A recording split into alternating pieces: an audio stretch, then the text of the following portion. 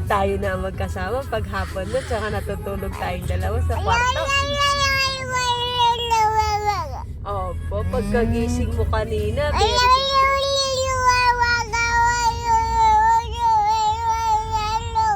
oy, talaga naman galing naman pala ni napakadaldal naman Twyla. talaga ng apo na.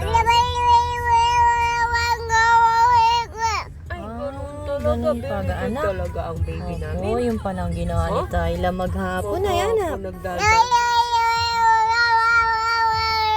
Anong nag-aw-aw ang mga aso? Nag-aw-aw yung aso, kaya ka nagising, anak. Gigising ka pagka may mga Gigising aso ka po. maingay. Ha? Ano sabi ng mga doggy? Pag nagdadaldal o nag-ano si Twyla, natutulog. Ano sasabi mo sa mga doggy pag inaantok ka na? Anong gagawin mo? Ha? Ha? Sabihin mo sa mga bata, huwag kayong maingay kasi may tulog. Paano gagawin pag may tulog?